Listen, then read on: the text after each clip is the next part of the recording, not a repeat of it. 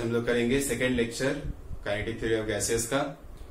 Last में हम लोग कुछ क्वेश्चन कर रहे थे, उसी में कुछ और थ्योरी प्रैक्टिस करते हैं, फिर आगे की थ्योरी पढ़ेंगे। तो क्वेश्चन लिखें, for ideal gas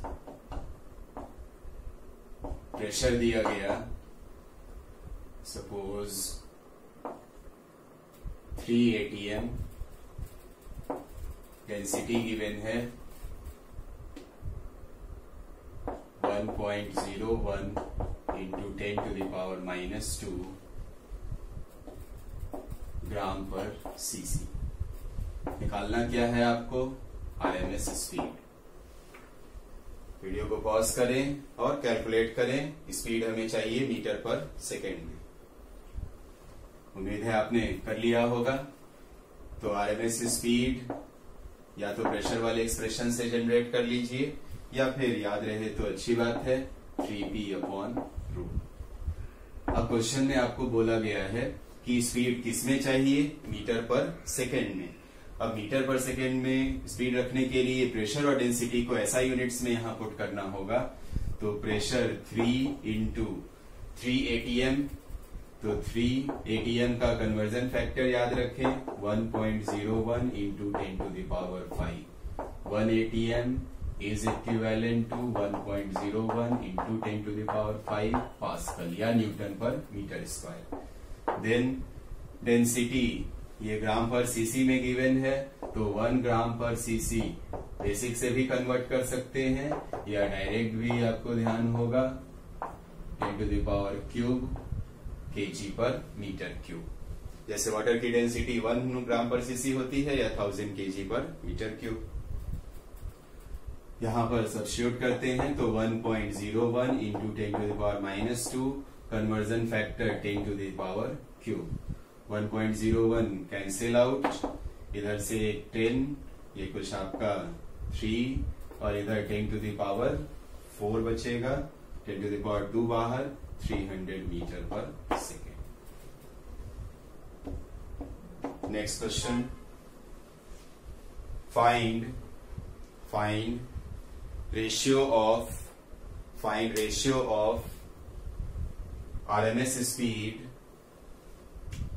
find ratio of RMS speed and velocity of sound. Find ratio of RMS speed and velocity of sound for NH3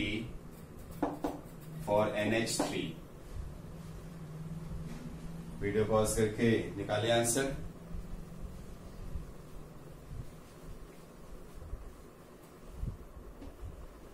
अब यहां पर वेलोसिटी ऑफ साउंड आपको मालूम होना चाहिए। Velocity of sound gamma RT upon molar mass. RMS speed क्या होता है? तो VRMS था √3RT अपॉन मोलर मास। अगर दोनों का रेशियो आपको निकालना है तो VRMS upon velocity of sound, ये आपका आ गया √RMS के corresponding 3 gamma.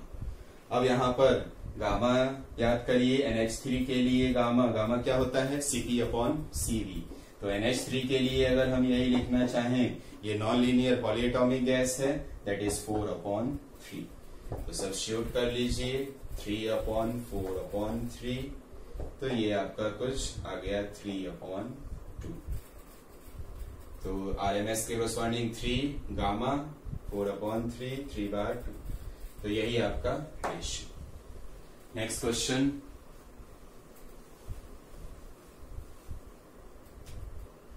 Find total translational kinetic energy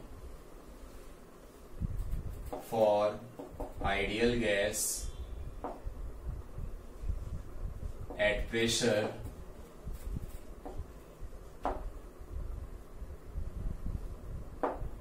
at pressure 2 atm and having pressure कर लीजिए, having pressure 2 atm and volume 3 liter। Video pause करके सॉल्व करिए।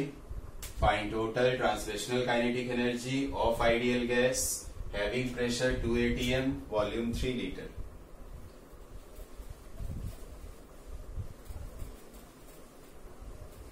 उम्मीद है आपने कर लिया होगा।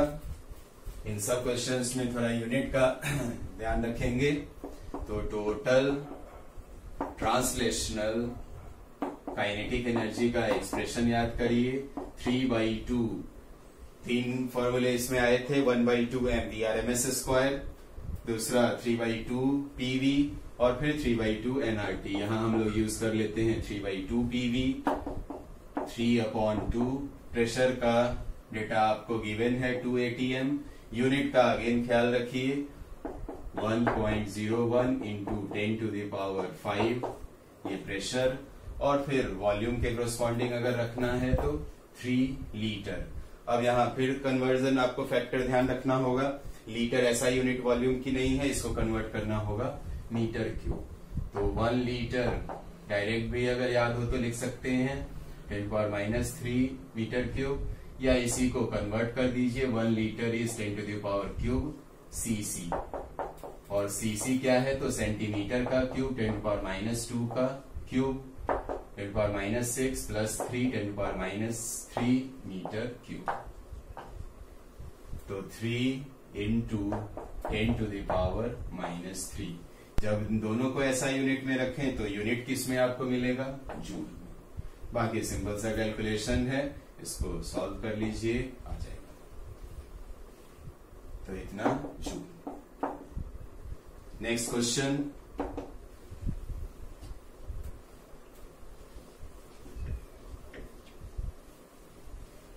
draw graph of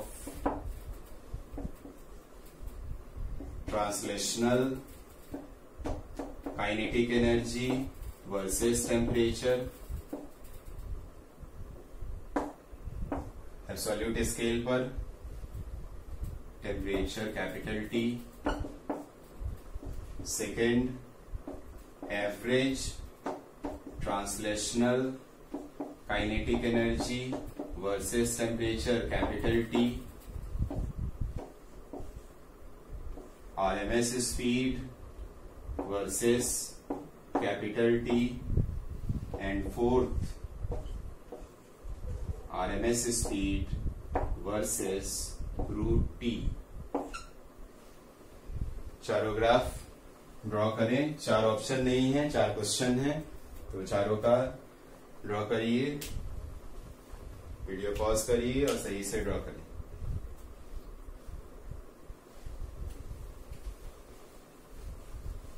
उम्मीद है आपने अच्छे से ट्राई कर लिया। तो मिलाते हैं, देखते हैं। अब देखिए, ग्राफ जब भी आपको बनाना है तो उसके लिए नेचर आपको देखना होगा, रिलेशन क्या है, और फिर उसको प्लॉट करेंगे। जैसे फर्स्ट में टेम्परेचर के साथ प्लॉट करना है translational kinetic energy. Translational kinetic energy का एक्सप्रेशन याद करिए, क्या होता था, तो 3/2 nRT। गिवन क्वेश्चन में इंफॉर्मेशन नहीं है, कई बार आपको एजम्पशन लेना पड़ेगा, तो एज्यूम करिए कि नंबर ऑफ मोल कांस्टेंट, तो यही y एक्सिस पर, ये x एक्सिस पर, और आपको मालूम है y = mx के कोरस्पॉन्डिंग ग्राफ कैसा होगा, तो straight line passing through origin. Second graph average translational kinetic energy versus temperature, तो इसके लिए भी आपको मालूम है कि इसका भी relation 3/2 kT। Average translational kinetic energy था 3/2 kT, तो ये भी टेम्परेचर के directly proportional, straight line passing through origin. Then आते हैं RMS स्पीड के लिए, तो VRMS हमने पढ़ा था प्रोपोर्शनल है √T के। अब T के साथ ग्राफ बनाना है VRMS। अब सोचिए ये है क्या, तो basically y proportional √x, y axis पे VRMS और x एक्सिस पे T। इसका ग्राफ अगर नहीं याद आ रहा तो ऐसे देखिए, तो ये बेसिकली एक पैराबोला था, y² = 4ax, इस टाइप का। तो इसमें ऊपर वाला होता है √x, y equal to √x, और कई जगह ये ग्राफ आपका यूज होता है नीचे वाला y माइनस √x। तो हमारे लिए यही पॉजिटिव वाला काम का है। तो ये कुछ पैराबोलिक नेचर का ग्राफ है। फिर इसमें बोला गया √t के साथ ग्राफ बनाना है, Vrms वर्सेस √t। अब जब √t के साथ देखना है तो यहां पर अगर ध्यान से देखें तो Vrms प्रोपोर्शनल टू √t, ये पूरा का पूरा √t ही x एक्सिस पर और ये y, तो y बराबर mx टाइप का है, straight line passing through origin.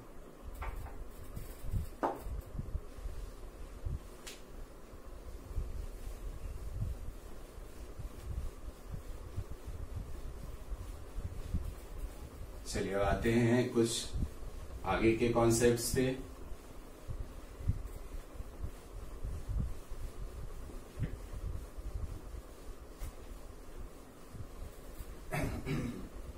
चलिए तो आगे बढ़ते हैं हम लोग।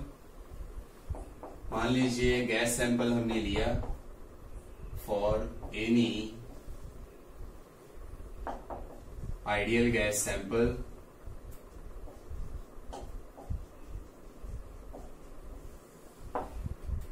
डिफरेंट टाइप की स्पीड को एक जगह रिलेट करते हैं। सबसे पहले root mean square speed Vrms से इसको इंडिकेट करते हैं। अब इसके लिए हमने निकाला था पिछली क्लास में 3RT अपॉन मोलर मास। इसको K के फॉर्म में भी लिख सकते हैं बोल्ट्जमैन कांस्टेंट के टर्म में, अपॉन एक मॉलिक्यूल का मास। वैसे कैलकुलेशन पॉइंट ऑफ व्यू से √3 को अगर 1.73 लिखें, root under RT upon molar mass. Graph वगैरह इसके हमने अभी आज किए थे आपको शुरुआत में। जैसे टेम्परेचर के साथ कैसा ग्राफ होगा इसका, तो पैराबोलिक। √t के साथ कैसा ग्राफ होगा, तो straight line. Then next average और मीन स्पीड। एवरेज और मीन स्पीड V एवरेज से इसको लिखेंगे। एवरेज या मीन स्पीड कैसे निकालते हैं, तो जनरल एक तरीका एवरेज निकालने का, जैसे आपको मान लीजिए आपको अपने 10 टेस्ट के मार्क्स का एवरेज निकालना है, तो सभी टेस्ट के मार्क्स को जोड़ दीजिए, डिवाइडेड बाई 10 आ जाएगा एवरेज। उसी तरीके से यहां पर एवरेज स्पीड निकालना जब है हमें, तो किसी कंटेनर में जितने भी मॉलिक्यूल्स हैं उन सभी की स्पीड हमें मालूम हो, उन सबको ऐड करेंगे divided by number of molecules.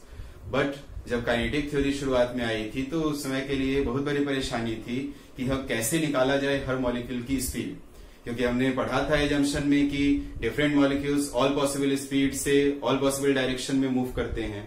तो वहां पर काइनेटिक थ्योरी में जो भी मॉडल दिया गया था वहां पर परेशानी आ रही थी। तब फिर मैक्सवेल ने उस चीज को सॉल्व किया, उन्होंने प्रोबेबिलिटी के कॉन्सेप्ट को यूज किया।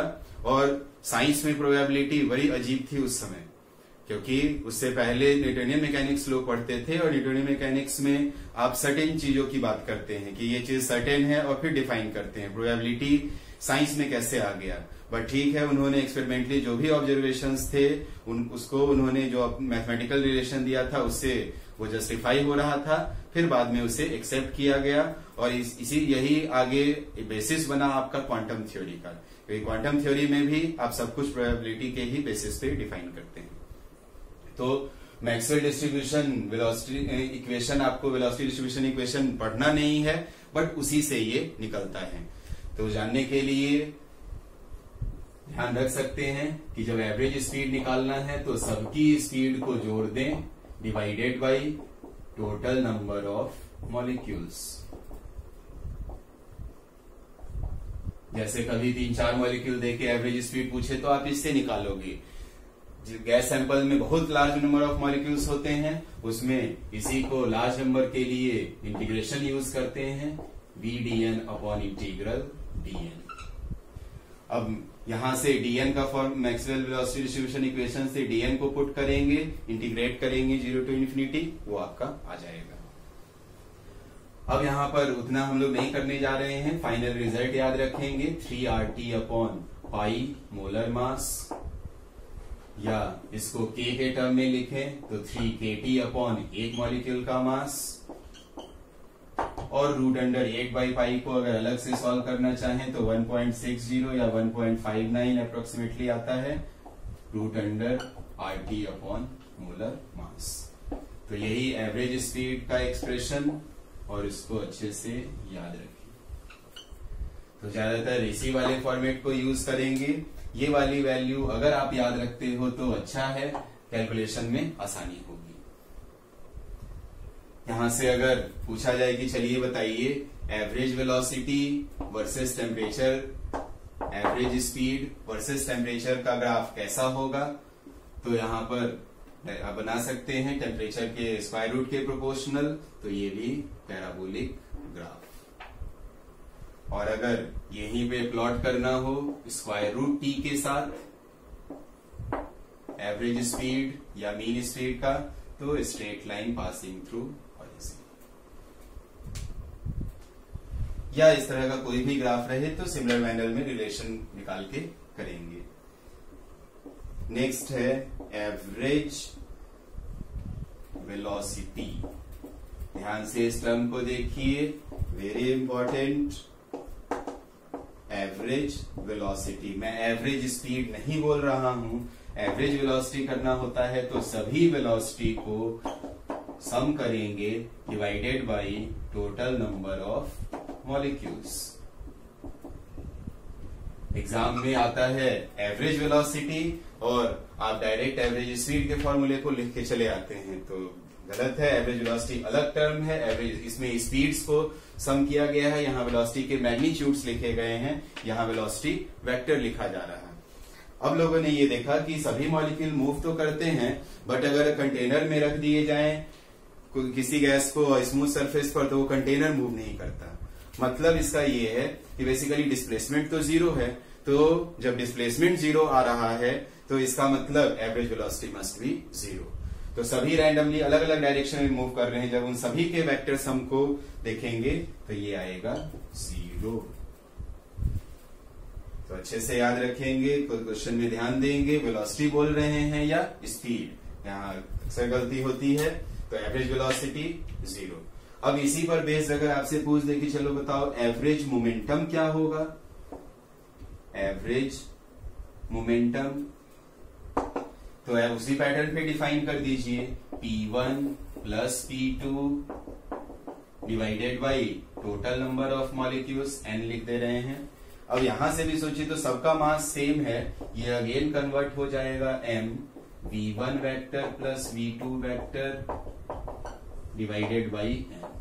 तो ये ब्रैकेट वाला टर्म तो m इंटू एवरेज वेलोसिटी, और एवरेज वेलोसिटी जीरो, इसलिए एवरेज मोमेंटम भी जीरो रहेगा। Then next term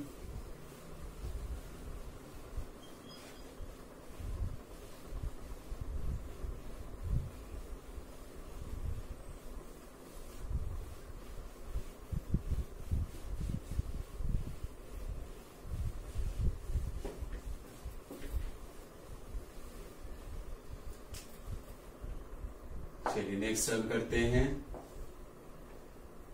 most probable speed, BMP से इसको इंडिकेट करेंगे, मोस्ट प्रोबेबल स्पीड। अब मोस्ट प्रोबेबल स्पीड की अगर बात करें तो क्या है ये स्पीड, तो इसको ऐसे डिफाइन करते हैं कि ज्यादा से ज्यादा मॉलिक्यूल की जो भी स्पीड होगी that is most probable speed. फिर से सुनिए, ज्यादा से ज्यादा मॉलिक्यूल की जो भी स्पीड होगी that is maximum most probable speed. क्या ये स्पीड सबसे ज्यादा होगी, तो बिल्कुल नहीं। मॉलिक्यूल्स की स्पीड जीरो से up to very large value आपकी वेरी करती है, सब अलग अलग स्पीड से मूव करते हैं। ये ज्यादा से ज्यादा मॉलिक्यूल्स की स्पीड है, इसको भी मैक्सवेल वेलोसिटी डिस्ट्रीब्यूशन कर्व से ही निकाला जाता है। तो पहले इसका एक लाइन डेफिनेशन लिख लें, it is velocity with which it is velocity with which maximum number of molecules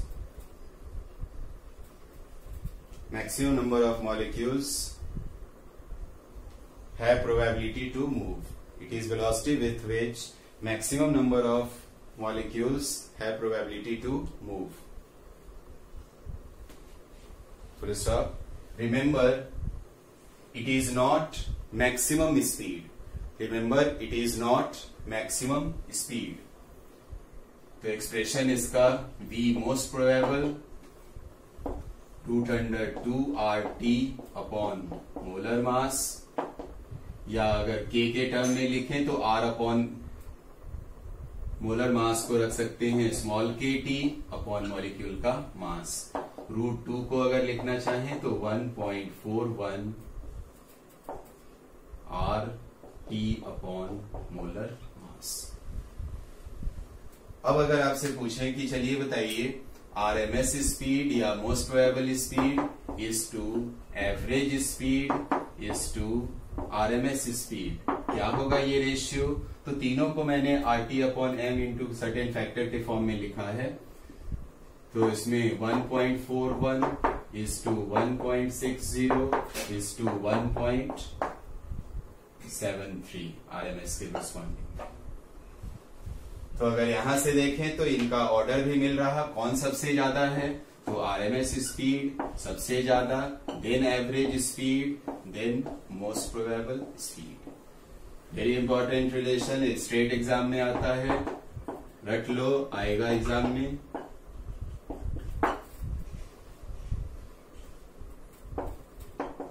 graph वगैरह के क्वेश्चन यहां भी मान लीजिए आपसे पूछ दें कि चलो बताओ टी के साथ कैसा ग्राफ होगा, जल्दी बोलिए, 2 बार पहले किए हैं। तो स्क्वायर रूट टी के प्रोपोर्शनल, तो बेसिकली ये आपका पैराबोलिक। अगर पूछ दें कि बताइए रूट टी के साथ कैसा ग्राफ बनेगा मोस्ट प्रोबेबल, तो स्ट्रेट लाइन। देन नेक्स्ट में कुछ स्पीड की बात हम लोग कर रहे हैं, और इन स्पीड्स के लिए अलग से आपको एक्सप्रेशन रटने की जरूरत नहीं है, इन स्पीड्स का मतलब समझना है और उसी से आपको इसके फॉर्मूले याद रहेंगे। तो स्क्वायर मीन स्पीड। अब इसका मतलब समझिए, स्पीड है और उसका मीन, ये बना मीन स्पीड, और फिर क्या कर रहे हैं? स्क्वायर। मतलब ये कुछ और नहीं, this is equal to mean और एवरेज स्पीड और इसका स्क्वायर। मीन और एवरेज स्पीड आपको याद है, तो 8RT upon pi M, square करेंगे रूट गायब हो जाएगा, यही आ गया। के फॉर्म में भी फिर चाहे तो उसको लिख सकते हैं। अब यही आपसे पूछे कि बताओ कैसा ग्राफ बनेगा square mean speed versus temperature का, तो टेम्परेचर के डायरेक्टली प्रोपोर्शनल ग्राफ आपका यहां पर स्ट्रेट लाइन।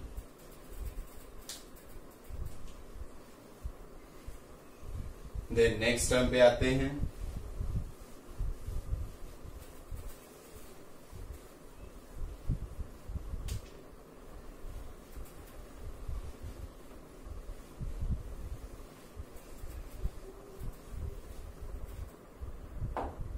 जो भी 5th या 6th हो,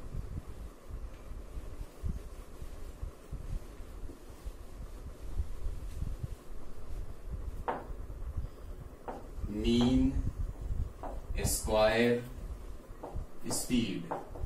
पिछले टर्म को ध्यान दें और इसको ध्यान दें, उसमें लिखा गया था स्क्वायर मीन स्पीड, इसमें मीन को चेंज कर दिए हैं, मीन की पोजीशन। ये है आपका स्पीड, फिर स्क्वायर करेंगे, फिर मीन। इससे मिलता जुलता टर्म होता है root mean square speed, root mean square speed. तो स्पीड को स्क्वायर करेंगे, फिर मीन लेंगे, ये बना मीन स्क्वायर स्पीड, फिर स्क्वायर रूट लिए तो बना रूट मीन स्क्वायर स्पीड। तो अगर इससे हमें बनाना है मीन स्क्वायर स्पीड, तो इस रूट को हटाना है, ठीक। तो इस रूट को हटाने के लिए क्या करिएगा? स्क्वायर कर दीजिए। मतलब mean square speed is nothing, it is just square of root mean square speed. और इसके लिए लिख सकते हैं 3RT अपॉन मोलर मास। यहां भी ग्राफ वगैरह सेम मैनर में आप बना सकते हैं। टेम्परेचर, मीन, स्क्वायर स्पीड का ग्राफ, तो straight line,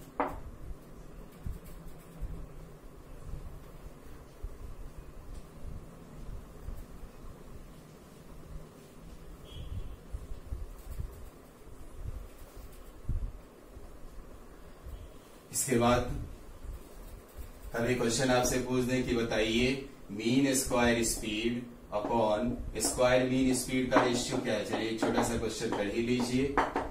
mean square speed upon square mean speed का रेशियो, उम्मीद है आपने कर लिया होगा। तो मीन स्क्वायर स्पीड अभी निकाले हैं 3RT upon molar mass and square mean speed, तो मीन स्पीड का square 8RT upon pi M. RT upon molar mass cancel out, ये आपका आ गया 3 पाई अपॉन 8। एक और छोटा सा क्वेश्चन लिखें। Find ratio of find ratio of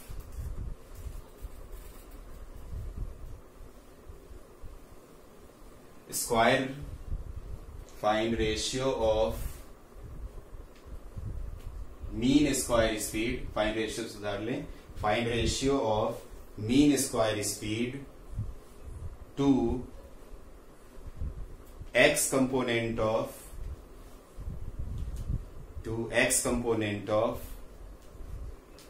mean square speed, to x component of mean square speed. तो find ratio of mean square speed upon x component of mean square speed.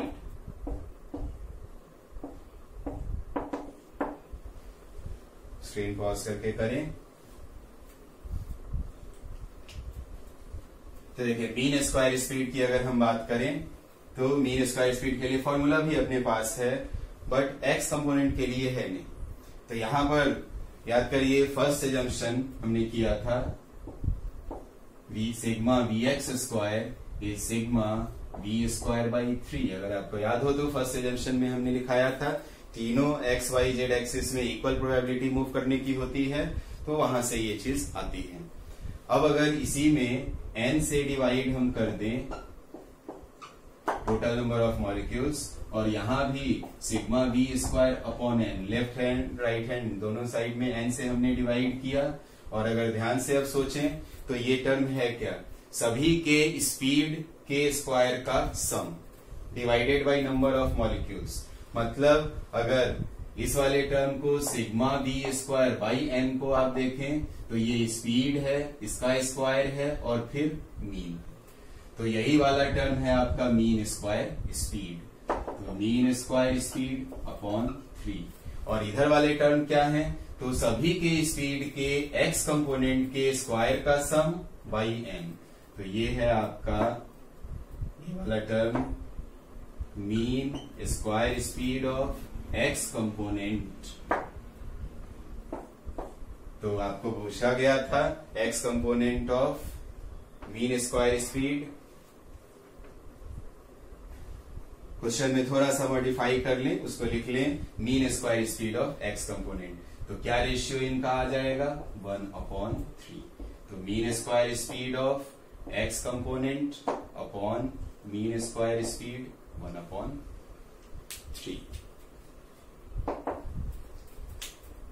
Next question, next theory पढ़ते हैं।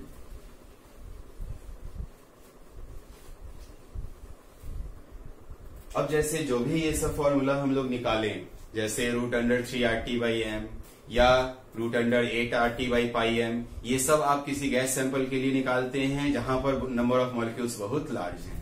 मान लीजिए कभी exam में आपके question आ जाए और उसमें 5 मॉलिक्यूल ही दिया है या 10 मॉलिक्यूल दिया है, और फिर आपसे पूछ दे एवरेज स्पीड, एवरेज वेलोसिटी, ये सारे टर्म, तो एक उस टाइप का भी क्वेश्चन कर लीजिए। देखिए, if there are 5 molecules having velocity distribution, 1 meter per second, minus 2 meter per second, 3 meter per second, 2 meter per second, and 4 meter per second.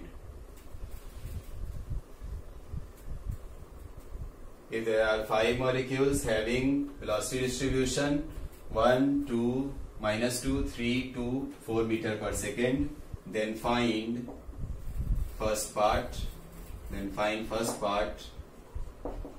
average speed. Second part, average velocity. Third part, square mean speed.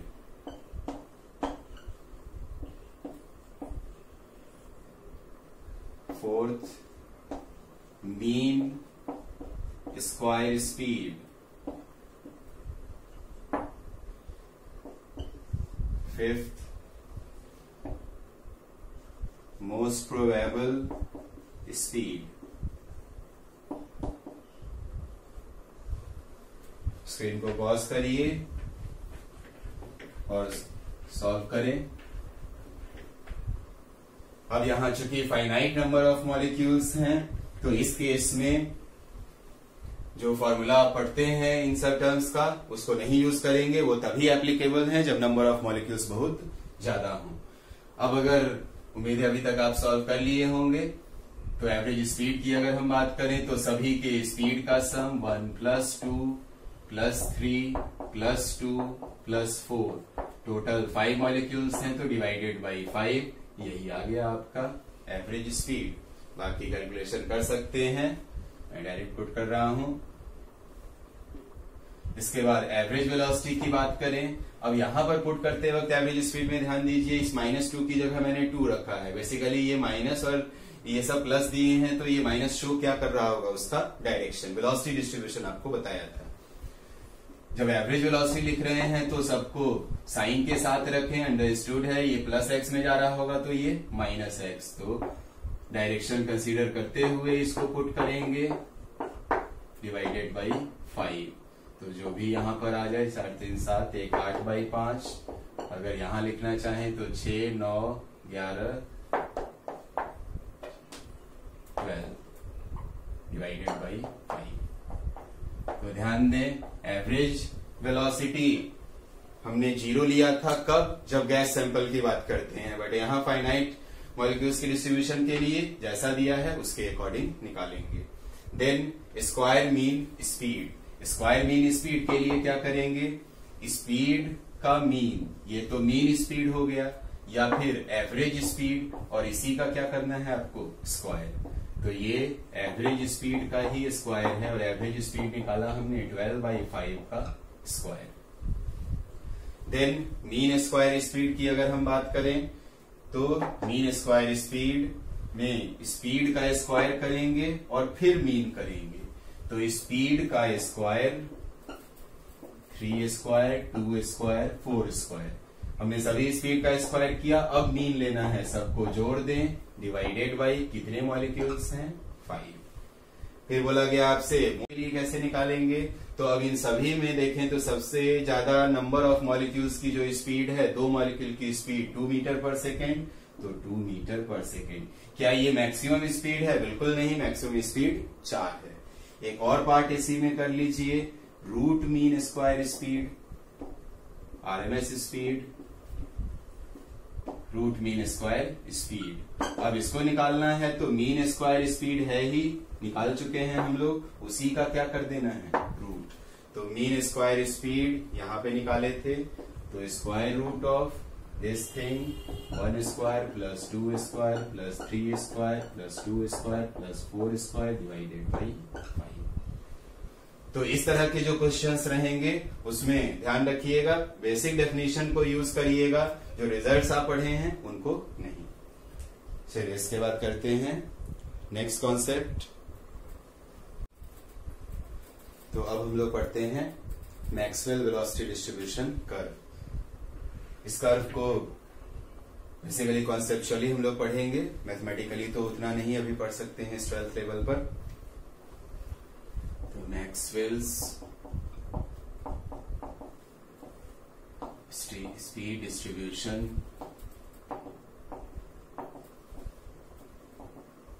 Curve. Maxwell ने basically किया क्या था कि जैसे अगर किसी container में कोई गैस है, बहुत सारे मॉलिक्यूल्स हैं, किसी भी मॉलिक्यूल की क्या स्पीड होगी इस चीज को प्रोबेबिलिटी के थ्रू उन्होंने बताया था। उन्होंने बोला था कि अगर कोई भी मॉलिक्यूल हम पिक करें तो इसकी वेलोसिटी इतने से इतने के बीच हो सकती है। एग्जैक्ट नहीं बता सकते हैं, आप पॉसिबिलिटी बता सकते हैं कि हाँ इस रेंज में होगी। तो इसके लिए अगर उनके इक्वेशन को देखें तो dn 4 pi n b square m upon 2 pi kt power 3/2 e to the power minus mb square upon 2 kt। K यहाँ बोल्ट्जमैन कांस्टेंट है, t temperature, m mass average speed, n number of molecules. इस equation को देख के डरे नहीं, डरावना equation है, बट इस इक्वेशन का 12वीं में कोई यूज नहीं, बस देखने के लिए आपको मैंने एक बार लिखा। इसी इक्वेशन की मदद से एक dv भी आएगा लास्ट में। इसी इक्वेशन की मदद से हम एवरेज स्पीड का जो एक्सप्रेशन निकालते हैं √8RT/πm। इसी एक्सप्रेशन की मदद से फिर हम मोस्ट प्रोबेबल स्पीड भी निकालते हैं। इवन आरएमएस स्पीड भी आप इससे डिफाइन कर सकते हैं। जो हमने आरएमएस स्पीड का जनरेट किया था एक्सप्रेशन, उसमें हम आइडियल गैस इक्वेशन यूज कर लिए थे। तो अगर बिना आइडियल गैस इक्वेशन के आपको निकालना हो तो आप इस रिलेशन से निकाल सकते हैं। तो उतनी मैथमेटिक्स तो नहीं पढ़नी है। अब इसी को इन्होंने dv को लेफ्ट हैंड साइड ले आइए और dn अपॉन dv जो टर्म बनेगा, मतलब अगर हम इसको dv को लेफ्ट हैंड साइड ले आए और ये छोटा सा खतरनाक सा रिलेशन जो है इसको अगर ग्राफ आप बनाते हैं तो वो ग्राफ कैसे दिखता है। तो पॉसिबल तो है नहीं कि आप इसको गिवन टाइम फ्रेम में एग्जाम में आप प्लॉट कर पाओगे, क्योंकि वैल्यू लेके करनी होगी, स्टैंडर्ड इक्वेशन नहीं है। तो इसलिए इसके ग्राफ को आपको याद रखना चाहिए। तो वेलोसिटी v के साथ हमने इस एक्सिस पे रखा है dn अपॉन dv। थोड़ा सा समझ लेते हैं dn अपॉन dv के बारे में। मान लीजिए आपने किसी कंटेनर में 10 टू द पावर 25 मॉलिक्यूल्स लिए। इतने मॉलिक्यूल्स हैं उस कंटेनर में और हमने कहा कि 10 मॉलिक्यूल की स्पीड 200 मीटर पर सेकेंड से लेकर 200 प्लस 0.00 बहुत सारे 1 इतने के बीच है। इतने मॉलिक्यूल्स हमने बोला लिया है कंटेनर में और उसमें से 10 मॉलिक्यूल्स की स्पीड 200 से लेकर 200 प्लस इतने के बीच में है। अब अगर 10 टू द पावर 25 के कंपैरिजन में 10 मॉलिक्यूल की बात करें तो ये बहुत छोटा है और इतने मॉलिक्यूल्स की स्पीड 200 से इतने के बीच में है, मतलब लगभग है तो एक रेंज में, बट लगभग आप सबके लिए 200 बोल सकते हैं। इसी पैटर्न पे अगर हम जनरलाइज करें कि अगर टोटल हमारे पास n मॉलिक्यूल्स हैं और उसमें से एक स्मॉल अमाउंट हम चूज करते हैं dn, इसको हम v बोल रहे हैं और इसको v प्लस वेलोसिटी में छोटा सा चेंज dv। तो यहां पर ध्यान रखिए dn नंबर किसका है, तो dn नंबर ऑफ मॉलिक्यूल्स की स्पीड, ये स्मॉल नंबर ऑफ मॉलिक्यूल्स हमने लिया है, जितने मॉलिक्यूल्स हमारे हैं उसमें उसके टोटल के कंपैरिजन में स्मॉल नंबर ऑफ मॉलिक्यूल्स हमने पिक किया। इनकी वेलोसिटी किस रेंज में वेरी कर रही, तो v से v प्लस dv, मतलब dv रेंज में वेलोसिटी है dn मॉलिक्यूल्स की, तो यूनिट रेंज में वेलोसिटी होगी dn अपॉन dv मॉलिक्यूल्स की। इस dn बाई dv को हम लोग ऐसे डिफाइन करते हैं, this is fraction of molecules having speed from v to v plus dv।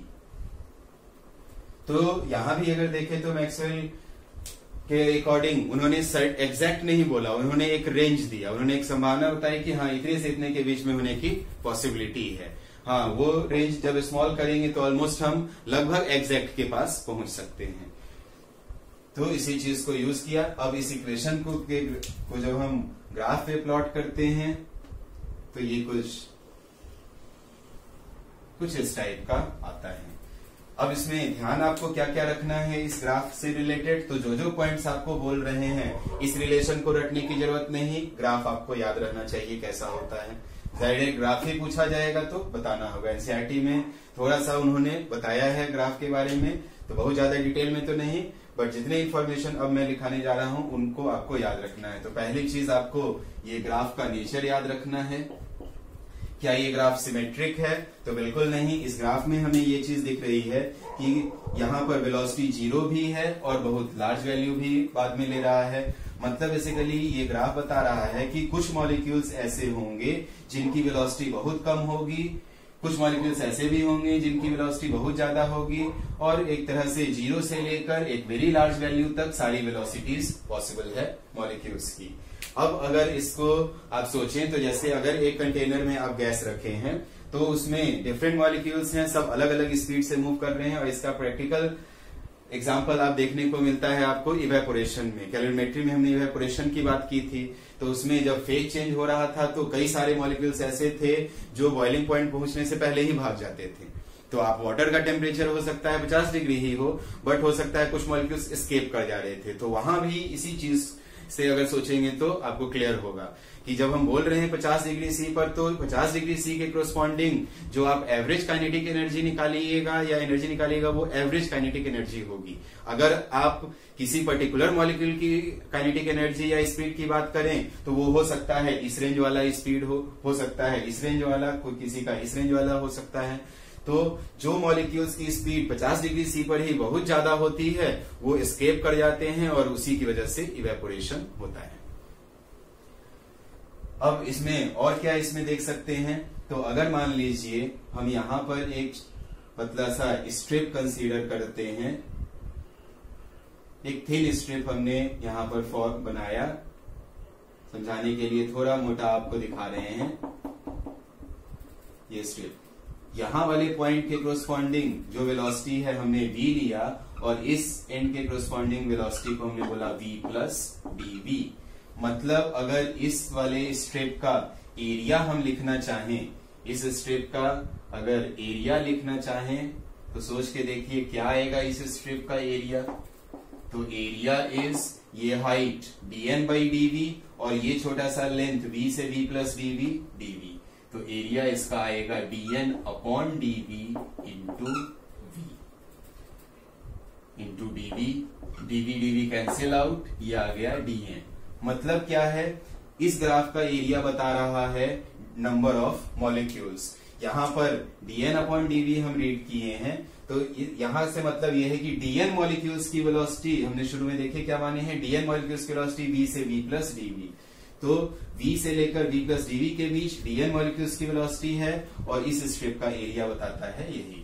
अगर इसी तरह से हम इस ग्राफ का टोटल एरिया निकालना चाहें, ऐसे बहुत सारे स्ट्रिप बनाएं और अगर सबको जोड़ दें तो टोटल एरिया अगर बोलें तो टोटल एरिया इंटीग्रल dn और ये आ जाएगा n, और n क्या है, टोटल नंबर ऑफ मॉलिक्यूल्स। तो पहला पॉइंट ग्राफ का नेचर याद रखना है। दूसरा पॉइंट याद रखना है कि ये ग्राफ सिमेट्रिक नहीं है। क्यों नहीं सिमेट्रिक है? क्योंकि बहुत कम स्पीड वाले भी मॉलिक्यूल्स हैं आपके, बहुत ज्यादा स्पीड वाले भी मॉलिक्यूल्स हैं। अगर 0 स्पीड वाला देखिए इधर, तो इधर भी कुछ फाइनाइट वैल्यू होनी चाहिए, वो लार्ज तक आपका नहीं जाना चाहिए। तो एसिमेट्रिक ग्राफ। तीसरी चीज आपको याद रखनी है कि इस ग्राफ और एक्स एक्सिस या हॉरिजॉन्टल या वेलोसिटी एक्सिस के बीच का एरिया क्या देगा, तो टोटल नंबर ऑफ मॉलिक्यूल्स। और इसमें सोचते हैं कि जैसे यहां पर हमने एक स्ट्रिप बनाया, सपोज यही डीवी विड्थ का ही हम यहां पर एक स्ट्रिप लिया, हमने डीवी विड्थ का ही यहां पर स्ट्रिप कंसीडर किए, सेम डीवी विड्थ के स्ट्रिप हम डिफरेंट प्लेसेस पे कंसीडर कर रहे हैं। अब अगर इन सभी स्ट्रिप्स के रिगार्डिंग आप सोच के देखें तो किस स्ट्रिप का एरिया आपको सबसे ज्यादा लग रहा है, तो आपका आंसर होगा कि इसी स्ट्रिप के लिए मैक्सिमम एरिया आएगा। मैक्सिमम एरिया आने का मतलब मैक्सिमम नंबर ऑफ मॉलिक्यूल्स, मतलब कि यहां पर जो भी वेलोसिटी आएगी, जैसे यहीं पर मान लीजिए मैंने 200 कहा और 200 से बहुत बहुत थोड़ा सा 0.0001 ज्यादा, तो 200 इतने स्ट्रिप में जो भी मॉलिक्यूल्स का नंबर आएगा उतने मॉलिक्यूल्स की स्पीड 200 से लेकर 200 प्लस 0.00001, मतलब लगभग 200 मान सकते हैं इतने मॉलिक्यूल्स की स्पीड। क्या इन सारे मॉलिक्यूल्स, या ऐसे कह सकते हैं कि इस स्पीड वाले मॉलिक्यूल्स का मैक्सिमम नंबर है? बिल्कुल है, क्योंकि हाइट आपका एरिया सबसे ज्यादा है, मतलब नंबर ऑफ मॉलिक्यूल्स सबसे ज्यादा, मतलब ये speed maximum number of molecules की है। और मैक्सिमम नंबर ऑफ मॉलिक्यूल्स की जो स्पीड होती है उसको क्या बोलते थे हम लोग? Most probable speed.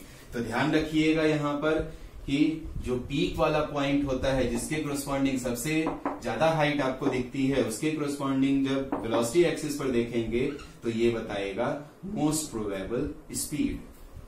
तो नेक्स्ट पॉइंट में यही आपको ध्यान रखना है, मैं सब पॉइंट्स लिखा दूंगा, अभी समझ लीजिए। तो मोस्ट प्रोबेबल स्पीड आपका ये आया। और क्या ग्राफ में इंडिकेशन मिलता है कि अगर सपोज इधर के एक बहुत कम वेलोसिटी वाले रेंज में एरिया देखिए, बहुत लार्ज वेलोसिटी वाली रेंज में एरिया देखिए, बहुत कम मिलता है। मतलब क्या है? बहुत कम वेलोसिटी वाले मॉलिक्यूल्स का नंबर भी बहुत कम है, बहुत ज्यादा वेलोसिटी वाले मॉलिक्यूल्स का नंबर भी ज्यादा है। मैक्सिमम मॉलिक्यूल्स की अगर हम बात करें तो एक मीडियम रेंज में उनकी वेलोसिटी रहती है। अब इसी चीज को आप मान के लो कि जेईई या नीट का एग्जाम होता है, जितने भी बच्चे एग्जाम देते हैं उनके एग्जाम के मार्क्स को अगर हम इस एक्सिस पे प्लॉट करें और number of students having particular marks DM, और इसी मार्क्स को अगर हम एन से इंडिकेट करें, इसको प्लॉट करें, तो इसका नेचर भी कुछ ऐसा ही आएगा। फिर से समझ लीजिए, आपके कई सारे, जैसे मान लीजिए 12 लाख बच्चे सपोज एग्जाम दे रहे हैं, 12-15 लाख जो भी जेईई वगैरह में अपीयर होते हैं, उनके मार्क्स को इधर प्लॉट करें और कोरस्पॉन्डिंग नंबर को इसी ग्राफ की तरह अगर प्लॉट करें तो नेचर एग्जैक्टली सेम आता है। और उसमें देखेंगे कि बहुत कम मार्क्स वाले भी बच्चे बहुत कम आते हैं, बहुत ज्यादा मार्क्स वाले भी बच्चे बहुत कम आते हैं। जो मीडियम रेंज वाले मार्क्स वाले बच्चे होते हैं उनका नंबर सबसे ज्यादा आता है।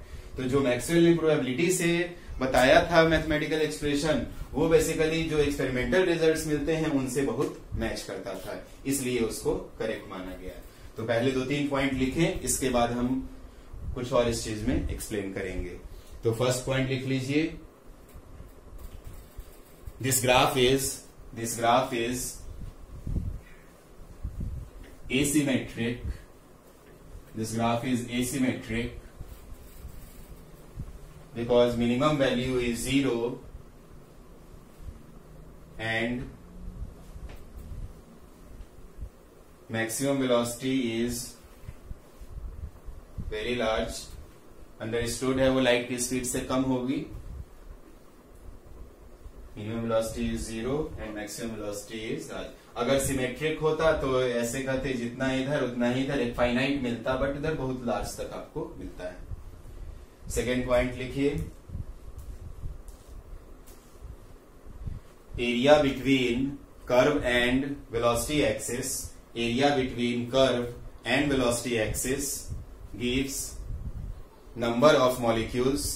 Area between curve and velocity axis gives number of molecules. Next point लिखें,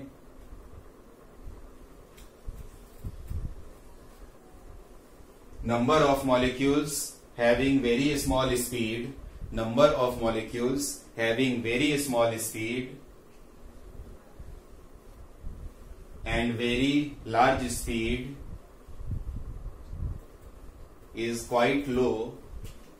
Number of molecules having very small speed and very large speed is quite low. जैसे 15 लाख में जो आपका रिजल्ट आता है, अगर आप परसेंटेज देखेंगे तो वो बहुत कम आता है, is quite low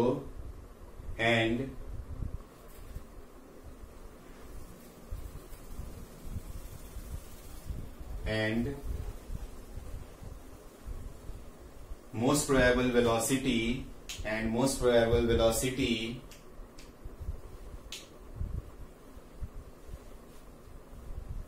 can be calculated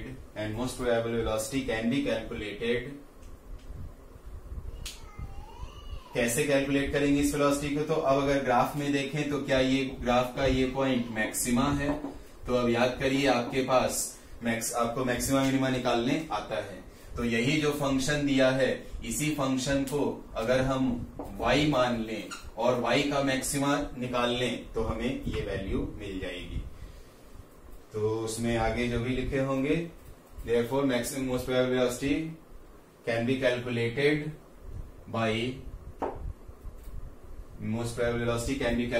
by finding maximum value of dn by dv, तो बेसिकली इसी dn by dv को हमने y मान लिया। अब इसको वेलोसिटी के रिस्पेक्ट में डिफरेंशिएट करेंगे और जब जीरो करेंगे तो आपको मिलता है मोस्ट प्रोबेबल वेलोसिटी, और वही आता है आपका √2 RT मोलर मास का स्क्वायर रूट। नेक्स्ट पॉइंट में लिखें, if temperature is increased, height of graph decreases and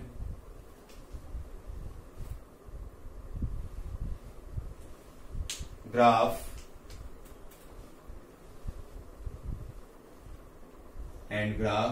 is shown as, अब इसमें फिर इसी को बनाते हैं dn/dv और इधर v को रखा गया।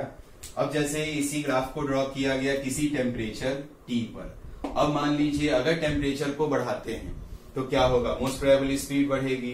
तो उस केस में ग्राफ का अगर हम मैक्सिमम वैल्यू की बात करें, जो मोस्ट प्रोबेबल वेलोसिटी यहाँ है, टेम्परेचर बढ़ाने से वो कहीं इधर मिलेगी। बट चूंकि नंबर ऑफ मॉलिक्यूल्स कांस्टेंट हैं तो इस ग्राफ की हाइट थोड़ी सी कम होती है, ये ग्राफ थोड़ा वाइडन हो जाता है, या समझ सकते हैं कि थोड़ा स्प्रेड हो जाता है।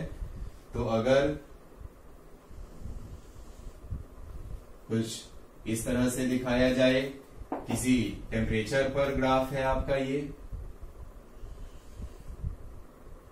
और अगर हम ज्यादा टेम्परेचर पर हमें ड्रॉ करना है तो इस टाइप का थोड़ा जगह कम हो गया है, तो इसको एडजस्ट कर लेंगे। कुछ इस नेचर का आपका ग्राफ रहता है। तो अगर इसके कोरोस्पॉन्डिंग मोस्ट प्रोबेबल स्पीड देखेंगे, यहां मिला, और इस ब्लैक वाले कर्व के कोरोस्पॉन्डिंग मोस्ट प्रोबेबल स्पीड अगर देखें तो ये ऑटोमेटिक यहां अगर most probable 1 v most probable 2 clearly देख सकते हैं, मोस्ट प्रोबेबल 1 स्मॉलर है, मोस्ट प्रोबेबल 2 ज्यादा है। तो अगर इस कर्व को बोला गया कि T1 टेम्परेचर पर है और ये कर्व लिया गया है T2 टेम्परेचर पर, आपको ग्राफ दे दिया जाएगा, पूछ दिया जाएगा T1 ज्यादा है या T2। Very important. तो T1 क्लियरली 2 पर स्पीड ज्यादा है तो 2 वाला टेम्परेचर ग्रेटर होगा कंपेयर टू 1। उसके बाद ग्राफ का area, number of molecules constant थे इसलिए इसके हाइट को थोड़ा सा कम किए हैं ताकि एरिया दोनों का सेम आ जाए। एक और चीज इसमें पूछ सकते हैं कि अगर मान लीजिए एक ही टेम्परेचर पर हम बनाएं डिफरेंट गैसेस के लिए ये ग्राफ, तो कैसा ग्राफ आएगा? एक ही टेम्परेचर पर डिफरेंट गैसेस के लिए अगर हम ग्राफ को बनाएं तो वो ग्राफ कैसा आएगा? तो थोड़ा आप खुद से सोचें। यहां पर फिर वही v लिया गया, इधर fraction of molecules having velocity from v to v plus dv,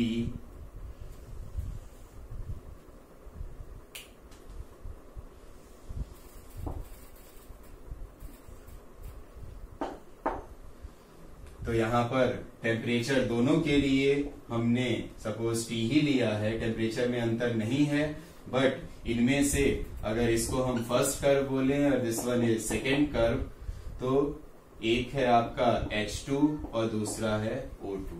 आपको पहचानना है इसमें H2 के लिए फर्स्ट कर्व, O2 के लिए सेकेंड कर्व, फर्स्ट ऑप्शन।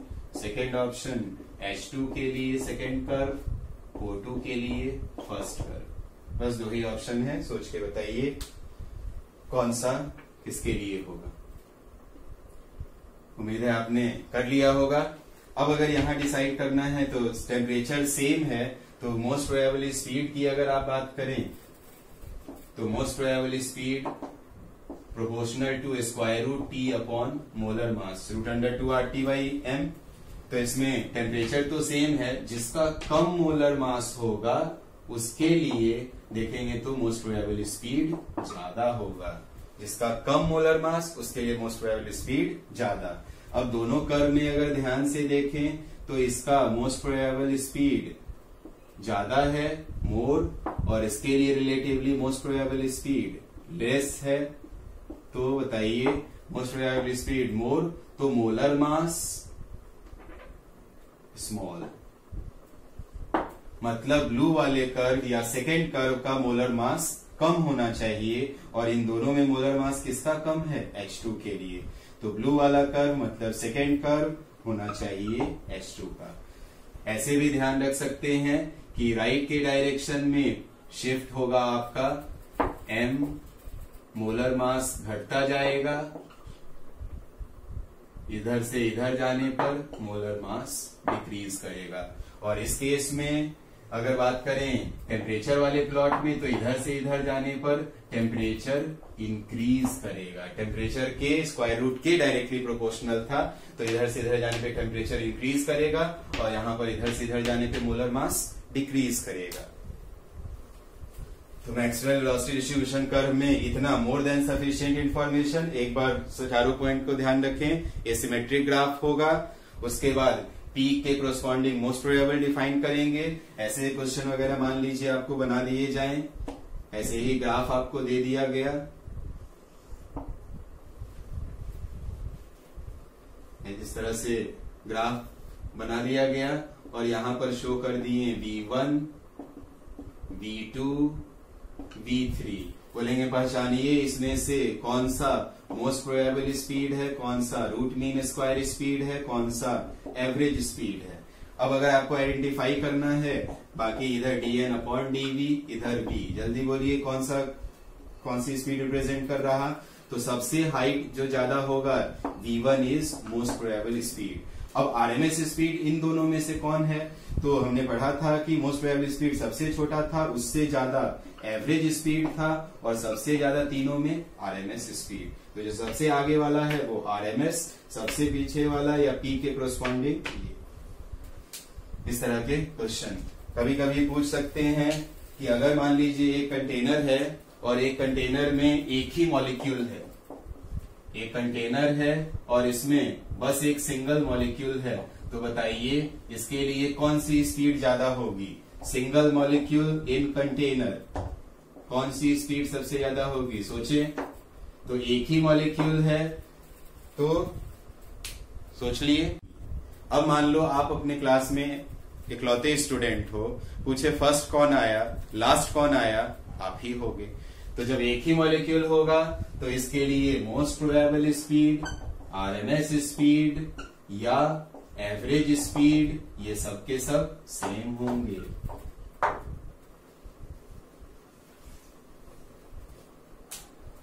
चलिए अब नेक्स्ट टॉपिक करते हैं। इसके बाद नेक्स्ट टॉपिक पढ़ते हैं mean free path.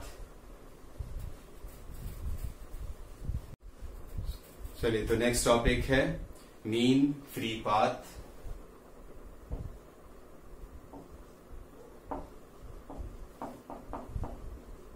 Mean free path पहले समझते हैं इस टर्म को।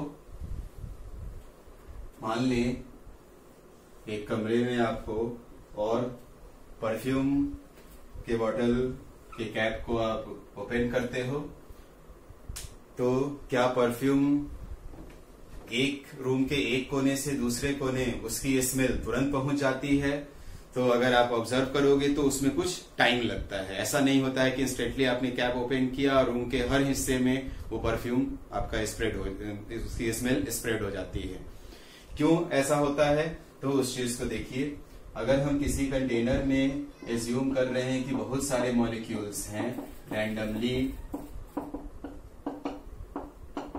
सभी अब डिफरेंट डायरेक्शन में रैंडमली मूव कर रहे होंगे, किसी एक मॉलिक्यूल को हम फिलहाल स्टडी कर रहे हैं, तो मान लीजिए इस मॉलिक्यूल की अगर बात करें तो ये इधर जा रहा था, जब यहाँ पहुंचा तो उस समय कोई मॉलिक्यूल यहाँ है, उससे टकराया, टकराने के बाद ये कुछ आपका इलास्टिक कोलिजन हुआ, इलास्टिक कोलिजन के बाद इनकी स्पीड वगैरह चेंज हुई और डायरेक्शन ऑफ मोशन भी बदला, फिर यहाँ गया, यहाँ से टकराने के बाद सपोज इधर आ गया, फर्दर इससे कोलाइड किया, इससे कोलाइड करने के बाद कुछ मान लीजिए यहाँ से इस मॉलिक्यूल से टकराया, फिर आपका यहाँ से इस मॉलिक्यूल से कोलाइड किया, और इस तरह से अगर देखेंगे तो इसका कोलिजन होता रहता है, और कुछ इस तरह से हमने इसे शो किया। तो यहाँ पर अगर आप बात करें इस मॉलिक्यूल की, तो ये मॉलिक्यूल मूव कर रहा है और यहाँ पहुंचा तो एक मॉलिक्यूल से टकराया, फिर यहाँ पहुंचा तो एक अनदर मॉलिक्यूल से कोलाइड किया, यहाँ एक अनदर मॉलिक्यूल से। तो अगर आप सोचें कि इसी मॉलिक्यूल को यहाँ से यहाँ आना है तो वो सीधे यहाँ से यहाँ नहीं आ रहा, वो बेसिकली इस तरह के जिगजैग पाथ पे मूव कर रहा है। ऐसा ही मोशन आपने ब्राउनियन मूवमेंट में भी पढ़ा होगा। तो यही चीज होती है गैसेस में कि गैसेस से अगर किसी मॉलिक्यूल की बात करें तो वो रैंडमली मूव करते हैं, बहुत थोड़ी देर ही डिस्टेंस ही चले कि किसी मॉलिक्यूल से टकरा गए। तो इस मोशन में जो ये डिस्टेंस आपका है, यहां से यहां के डिस्टेंस को अगर इसको हम λ1 बोले, यहाँ के डिस्टेंस को λ2, फिर इस डिस्टेंस को अगर λ3 बोले, इसी पैटर्न पे अगर देखें तो यहां से यहां का डिस्टेंस कहलाता है मीन, यहां से यहां का डिस्टेंस कहलाता है फ्री पाथ। तो यही डिस्टेंस है आपका फ्री पाथ। फ्री पाथ क्या है? तो बेसिकली दो कंसेक्यूटिव कोलिजन के बीच कोई मॉलिक्यूल जितना डिस्टेंस चलता है दैट इज फ्री पाथ। और ऐसे जितने भी λ1, λ2 ये सब फ्री पाथ हैं, इन सभी फ्री पाथ का जो एवरेज है या मीन है उसी को बोला जाता है मीन फ्री पाथ। तो इंपॉर्टेंट टर्म है, इसका डेरिवेशन एनसीईआरटी में मैंने बोला था आपको पढ़ने के लिए, क्योंकि टारगेट के अकॉर्डिंग ये पढ़ाया जा रहा है, तो इसमें मैं डिराइव नहीं करने वाला हूं, थोड़ा आपको समझा जरूर दूंगा कैसे वो डिराइव किया जाता है। रिलेशन आपको रिजल्ट्स को याद रखना है। एक और चीज इसमें कि यहां से यहां मॉलिक्यूल को अगर पूछा जाए कि दो कंसेक्यूटिव कोलिजन के ड्यूरिंग मॉलिक्यूल का पाथ कैसा होता है, जेईई में आपका रिसेंट में ही 2015 में आपका पूछा था, तो उसमें ध्यान रखेंगे कि दो कंसेक्यूटिव कोलिजन के बीच में अगर पाथ बोले तो वो स्ट्रेट लाइन मूव करता है। तो एक दो लाइन डेफिनेशन से रिलेटेड लिख लीजिए।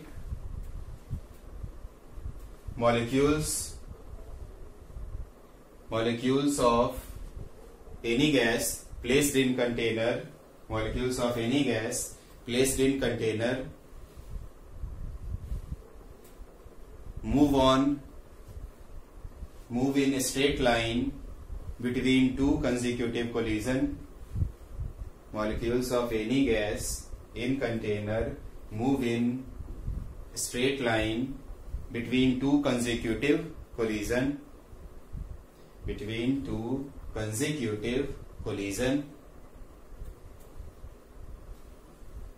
नेक्स्ट पॉइंट में लिखिए distance traveled by any molecule between two consecutive collision is known as free path, and average of all free paths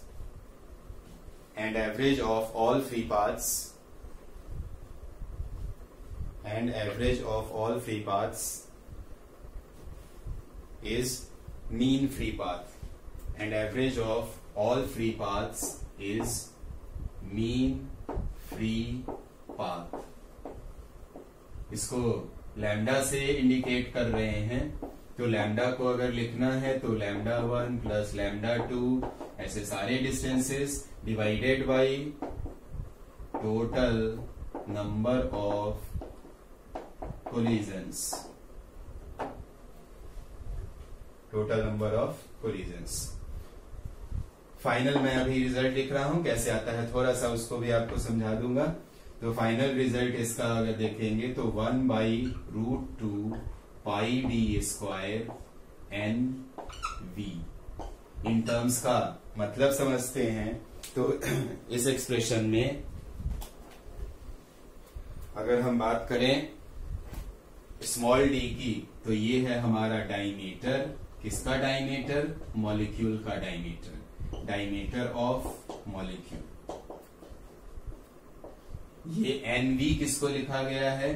तो बेसिकली एन ये सबस्क्रिप्ट में वी है, प्रोडक्ट में मत समझिएगा। इसको बोलते हैं नंबर डेंसिटी। अगर आपको ध्यान हो तो हमने एजम्पशन में एक जगह इसको यूज किया था, नंबर डेंसिटी कम होनी चाहिए थी, एक बार एजम्पशन ये भी था। तो ये number of molecules per unit volume. Further इस एक्सप्रेशन को में एनवी टर्म को अगर हम थोड़ा सा रिलेट करें, हो सकता है स्ट्रेट ये एक्सप्रेशन ही आपसे पूछ दिया जाए। एनवी की अगर बात करें तो नंबर ऑफ मॉलिक्यूल्स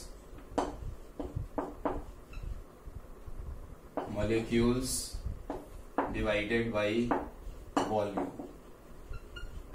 इसको आप फर्दर चाहो तो सॉल्व कर सकते हो।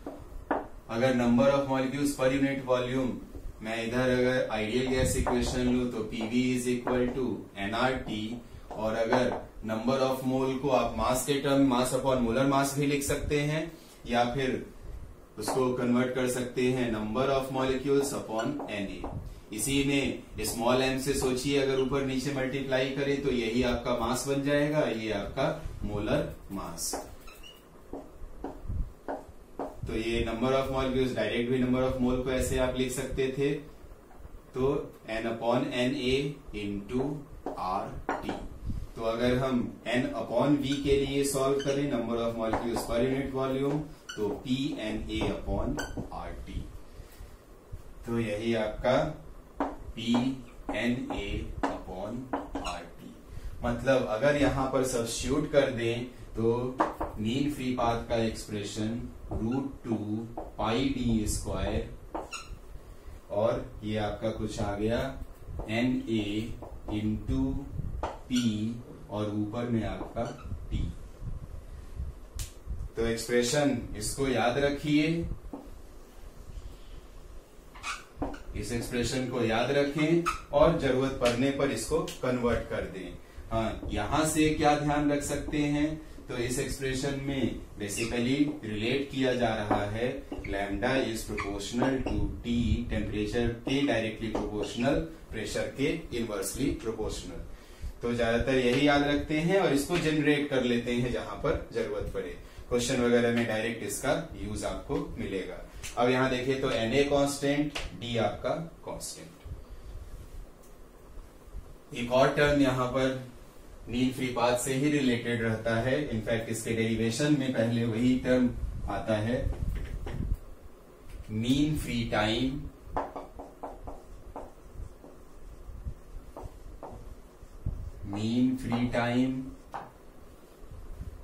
या इसी को रिलैक्सेशन टाइम भी बोलते हैं। अगर याद हो आपको तो करंट इलेक्ट्रिसिटी में एक जगह आया था ये ट्यूब वेलोसिटी के डेरिवेशन के वक्त। मीन फ्री टाइम क्या बेसिकली होता है, दो कोलिजन के बीच वो फ्री पाथ चलता है, उसमें चलने में लगा t1 टाइम। तो मान लीजिए λ1 चलने में t1 टाइम लगा, λ2 चलने में t2 टाइम लगा, उन सभी टाइम का एवरेज कहलाता है मीन फ्री टाइम। तो mean free time this is reciprocal of, या इसको आप ऐसे भी डिफाइन कर सकते हैं, this is average time interval between successive collisions. Average time interval between successive collisions. इसका एक्सप्रेशन क्या है, मिलता जुलता expression √2 pi D square N V number density into V average. आप इसी फॉर्मेट में याद रखो, आसान रहेगा कि मीन फ्री पाथ जैसा तो एक्सप्रेशन है, बस एक एक्स्ट्रा टर्म नीचे डिनोमिनेटर में आ गया, वी एवरेज।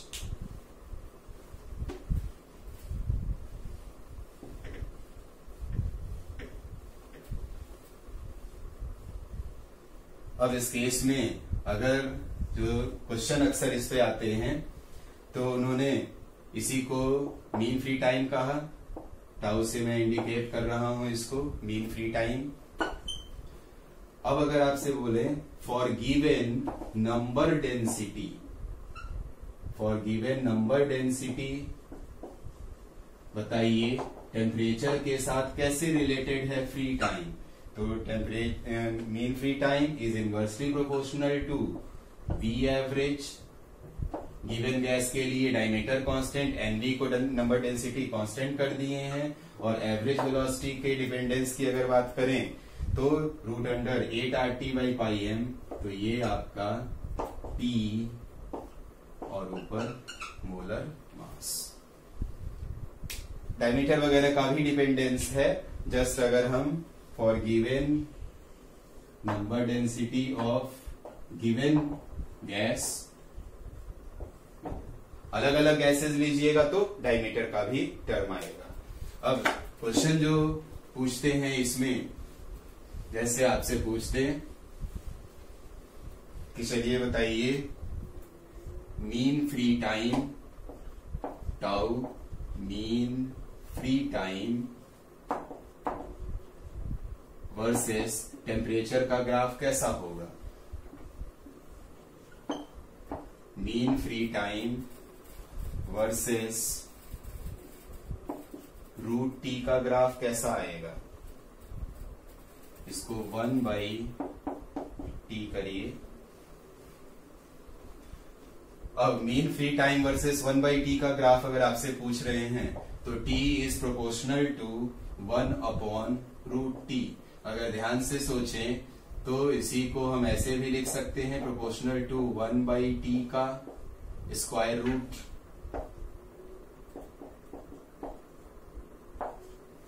और यही है आपका y एक्सिस पर और 1/t x एक्सिस पर, तो y प्रोपोर्शनल टू √x। तो कैसा ग्राफ आएगा इसमें, तो ध्यान दें पैराबोला। फिर आपसे अगर यहां पे पूछे कि बताइए √t के साथ कैसा ग्राफ होगा, तो √t के साथ ग्राफ बनाने के लिए फिर t proportional to 1/√t, 1/x, और इधर है ये आपका y एक्सिस पर कैसा ग्राफ बनेगा, तो y प्रोपोर्शनल 1/x या y into x is constant, क्या होता है ये रेक्टेंगुलर हाइपरबोला। तो इस तरह के ग्राफ आपको बनाने रह सकते हैं। एक और इसी में अगर मान लीजिए आपसे पूछ दे कि बताइए 1/√t वर्सेस रिलैक्सेशन टाइम का कैसा ग्राफ होगा, तो 1/√t ये पूरा का पूरा हो गया x axis, y proportional x, तो ग्राफ ये आपका आ जाएगा स्ट्रेट लाइन। तो देखें ये सभी ग्राफ हैं आपके, ये सभी ग्राफ एक ही रिलेशन से बेस्ड हैं, बट कोऑर्डिनेट एक्सिस पर वेरिएबल्स चेंज कर रहे हैं, अकॉर्डिंगली ग्राफ आपका चेंज हो जा रहा है।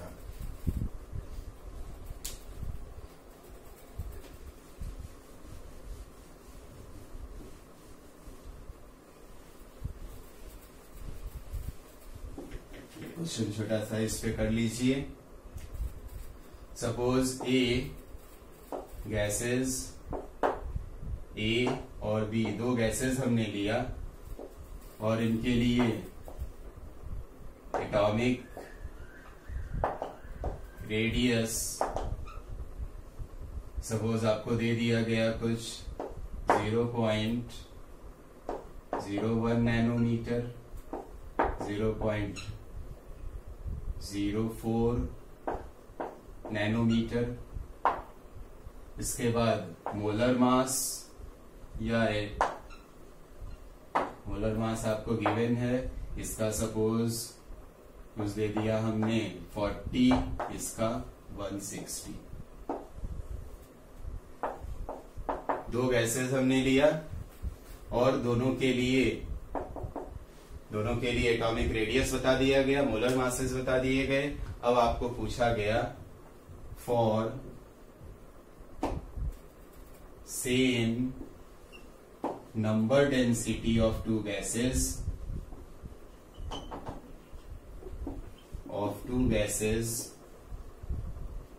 find ratio of mean free time. Find ratio of mean free time. तो अब इस केस में मीन फ्री टाइम का अगर रेशियो आपको निकालना है, फॉर्मूला अभी आप पढ़े थे। मीन फ्री टाइम क्या है, तो tau is 1/√2 pi D square, और इसमें क्या आ रहा था, नंबर डेंसिटी और बी एवरेज। अब इसके एक्सप्रेशन में अगर ध्यान से देखें तो बेसिकली √2 पाई कांस्टेंट आ गया, नंबर डेंसिटी सेम दे रहे हैं, इधर बी एवरेज आया। तो इस केस में अगर यहां से रिलेट करना चाहें तो टाउ इज प्रोपोर्शनल टू, नीचे डायमीटर का स्क्वायर है, और इस v एवरेज को अगर देखें तो √T/m, ऊपर आया m। क्वेश्चन में same number density and at same temperature हो सकता है लिखा रहे, नहीं भी देंगे तो फिर गिवन इंफॉर्मेशन में पॉजिटिव आपको लेना पड़ेगा। तो ये आपका आ गया मोलर मास अपॉन डी का स्क्वायर। अब ये डायमीटर है और दिया क्या है आपको, रेडियस। तो रेशियो में रेडियस का रेशियो लीजिए, डायमीटर का रेशियो सेम ही आएगा। तो इस केस में सॉल्व करने के लिए अगर tau A by tau B लिखे तो अकॉर्डिंगली मोलर मास लिखिए, ए का मोलर मास 40 और बी के लिए 160। डायमीटर का रिवर्स लिया है तो रेडियस का डबल डायमीटर होता है, चाहे तो 2 के फैक्टर को कैंसिल करिए, और इसी को आप चाहो तो रेडियस भी रिलेट कर सकते हो। तो मैं डायरेक्ट रेडियस ही पुट कर रहा हूं। ए के लिए इनवर्स में है रिलेशन, ए के लिए 0.01 और बी के लिए 0.04, और इसी का कर दीजिए स्क्वायर। तो बेसिकली ये आ गया 1:2, और इधर अगर देखें तो 16:1, तो यहां से आपका 8:1। ये इनके मीन फ्री टाइम का रेशियो। तो इस टाइप के क्वेश्चन वगैरह एग्जाम में आते हैं। अब ये टर्म डेरिवेशन थोड़ा सा मैं हिंट दे रहा हूं, जहां पर दिक्कत एग्जाम एनसीईआरटी में आपको हो सकती है, कैसे ये डिराइव होता है। तो इसमें कुछ ऐसा मानते हैं कि जैसे मान लीजिए आपको मीन फ्री पाथ निकालना है, थोड़ा डेरिवेशन पार्ट समझ लें। मीन फ्री पाथ निकालना है, मान लीजिए ये मॉलिक्यूल है, मीन फ्री पाथ निकालने में हमें करना क्या है, सारे फ्री पाथ का सम। तो अगर एवरेज स्पीड मॉलिक्यूल की v है और अगर वो t टाइम के लिए चल रहा तो डिस्टेंस ट्रेवल तो v इंटू टी से आपको मिल जाएगा। परेशानी होगी कि कितना समय लगेगा, तो समय या divided by number of collisions. जब लैम्डा आप लिखेंगे तो ऊपर में टोटल डिस्टेंस आपको लिखना है λ1 λ2, और डिवाइडेड बाय नीचे टोटल क्या, टोटल नंबर ऑफ कोलिजन्स, और इसी को आपको समझना होता है। तो इसमें करते क्या है कि मान लीजिए ये एक मॉलिक्यूल है, इसका डायमीटर है d, और अगर ये मॉलिक्यूल मूव कर रहा है इस लाइन में, तो अब यहाँ मॉलिक्यूल्स होंगे, सबसे ये टकराएगा, गैस है। अगर हम यहीं पे इमेजिन करें कि सपोज ऐसा ही एक मॉलिक्यूल यहाँ हमने कंसीडर किया और ऐसा ही एक मॉलिक्यूल यहाँ भी कंसीडर कर रहे हैं। अब जरा सोच के देखें,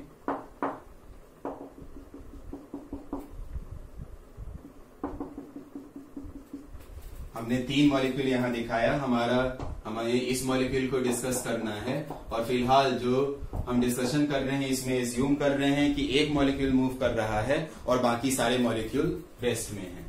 तो सपोज इसमें अगर इस मॉलिक्यूल को ऊपर वाले मॉलिक्यूल से टकराना है, तो अगर डिस्टेंस की आप बात करें तो ये डिस्टेंस डायमीटर का आधा d/2, ये डिस्टेंस भी अगर देखें तो डायमीटर का आधा d/2, इसका सेंटर अगर यहां से यहां का डिस्टेंस भी देखें तो d/2 और इधर वाला भी देखें तो d/2। अब अगर सोच के देखें, ये मॉलिक्यूल हमारा है, इस दोनों मॉलिक्यूल को अगर टकराना है तो इनके सेंटर टू सेंटर का डिस्टेंस कितना होना चाहिए, d/2 मतलब d से कम। मतलब अगर हम कहें एक मॉलिक्यूल इस तरह का है जिसका सेंटर यहाँ है, क्या जब ये मॉलिक्यूल यहाँ पहुंचाएगा तो ये टकराएगा? तो अब देखिए ये मॉलिक्यूल इससे थोड़ा ऊपर चला जाएगा तो ये नहीं टकराएगा। अगर हम यहीं पर किसी अदर मॉलिक्यूल की बात करें और उसका सेंटर अगर यहाँ पर हो तो उस केस में ये जाएगा तो ये आपका कोलाइड करेगा। तो बेसिकली इस मॉलिक्यूल को किसी मॉलिक्यूल से टकराने के लिए ऐसे कह सकते हैं कि अगर ये इस लाइन में मूव कर रहा है तो जो मॉलिक्यूल यहाँ पर होंगे उसकी दिक्कत है ही नहीं, जो मॉलिक्यूल यहाँ पर हैं या फिर इस तरह से हैं वो टकराएगा या नहीं तो वो डिपेंड करेगा कि इसके सेंटर से उस मॉलिक्यूल का सेंटर कितना दूर है। तो अगर इस मॉलिक्यूल के सेंटर से दूसरे वाले मॉलिक्यूल का सेंटर मैक्सिमम d डिस्टेंस तक है तब तक तो टकराने की पॉसिबिलिटी है, अदरवाइज ये नहीं टकराएगा। तो इसी बेसिस पर इसमें किया यही जाता है कि हम ड्रॉ करते हैं एक इमेजिनरी सिलेंडर और इस इमेजिनरी सिलेंडर में ऐसा कहते हैं कि जितने भी मॉलिक्यूल्स होंगे उन सभी मॉलिक्यूल से ये आपका मॉलिक्यूल टकराएगा, क्योंकि जैसे यही मॉलिक्यूल बाहर चला गया नहीं टकराएगा, इससे टकराएगा, उसका सेंटर अंदर आ गया है। इसके लिए अगर बात करें तो बाहर चला गया नहीं टकराएगा, ये अंदर ही है 100% कोलाइड करेगा। इसकी अगर हम बात करें तो ये फिर आपका अंदर है, ये इससे भी ये कोलाइड करेगा। अब ऐसा मानते हैं, यहाँ इतने बड़े बड़े मॉलिक्यूल आपको समझाने के लिए दिखा रहे हैं, एक्चुअल में मॉलिक्यूल का डायमेंशन बहुत कम है, वो समझाने के लिए इतने बड़े शो किए गए। तो अगर टोटल नंबर ऑफ कोलिजन्स की हम बात करें तो यहां से यहां जाने में या इस सिलेंडर के लेंथ को अगर हम L से अभी आपको शो करें तो L लेंथ के सिलेंडर में मूव करने में ये बॉल कितने कोलिजन्स करेगा, इस चीज को हमें निकालना है। तो इस सिलेंडर का पहले रेडियस बताइए कितना है, तो d/2 प्लस, कई बार कोलिजन डायमीटर पूछते हैं तो कोलिजन डायमीटर यही आपका सिलेंडर है, इस सिलेंडर में जितने मॉलिक्यूल्स हैं उन सभी मॉलिक्यूल से ये टकराएगा, उसका रेडियस d है, अगर डायमीटर बोला जाए तो 2d। अब यहां पर अगर बात करें तो ये मॉलिक्यूल टकरा रहा है इन सभी मॉलिक्यूल से, कितने कोलिजन हैं, तो अगर इस सिलेंडर में दिया गया NV नंबर ऑफ मॉलिक्यूल पर यूनिट वॉल्यूम, इस सिलेंडर के वॉल्यूम से अगर हम मल्टीप्लाई कर दें तो total number of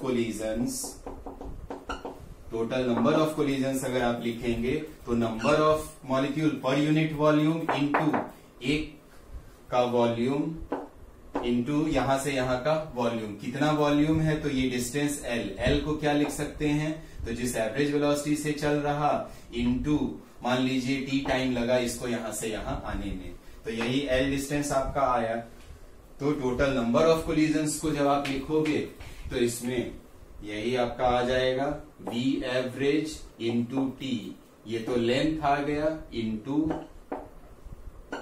area pi d square. फिर से समझ लें, ये नंबर ऑफ मॉलिक्यूल पर यूनिट वॉल्यूम है, फिर ये आपका यहां से यहां ये डिस्टेंस हो गया और ये एरिया, तो बेसिकली इस सिलेंडर के वॉल्यूम में मल्टीप्लाई कर दिया नंबर ऑफ मॉलिक्यूल पर यूनिट वॉल्यूम, तो जितने भी मॉलिक्यूल इसमें हैं उनका नंबर हमें मिला और जितने इस सिलेंडर में मॉलिक्यूल हैं उतने ही कोलिजन होंगे। इतने कोलिजन कितने टाइम में हो रहे हैं, t टाइम में। तो अगर पूछा जाए नंबर ऑफ कोलिजन पर second, therefore number of collision पर सेकेंड, नंबर ऑफ कोलिजन्स पर सेकेंड अगर लिखना है आपको तो जितने कोलिजन हुए V average into T into pi d square divided by T, ये T से T कैंसिल आउट और ये आपका आ गया V average into pi d का स्क्वायर। इसी को बोला जाता है collision frequency, very important term, collision frequency. और इसी के रेसिप्रोकल को आप बोलते हैं mean free time. Mean free time ये क्या है? नंबर ऑफ कोलिजन पर सेकेंड। एक सेकेंड में कितने कोलिजन? Collision frequency. और एक कोलिजन में कितना टाइम लगेगा? दैट इज ऑन एवरेज कितना टाइम लगेगा? Mean free time. तो दिस इज कोलिजन फ्रीक्वेंसी का रेसिप्रोकल। और इसी टर्म को अगर हम रीअरेंज करते हुए लिखें तो pi D square into V average into N V into V average. Further जब आप मीन फ्री पाथ निकालते हैं तो मीन फ्री पाथ के लिए मीन फ्री पाथ के लिए करते क्या है? लैम्डा। तो इसमें यही आपका मीन फ्री टाइम डिवाइड कर देते हैं हम लोग V average into T divided by total number of collisions. तो total number of collision N V average into T into pi D square. तो V average cancel out, T cancel out और ये बच जाता है 1 upon pi D square N V. अब यहां तक डेरिवेशन में जो थोड़ी बहुत परेशानी है उसको हमने एक्सप्लेन किया। मेन इसके डेरिवेशन का जो लास्ट पार्ट है परेशानी वहां आती है कि यहाँ पर जो हमने शुरुआत में आपको एक्सप्रेशन लिखाया उसमें मीन फ्री टाइम में भी देखे होंगे यहाँ √2 आया था और इसमें भी यहाँ पर √2 लिखाया है। वो √2 कहाँ से आता है उसको समझने का है।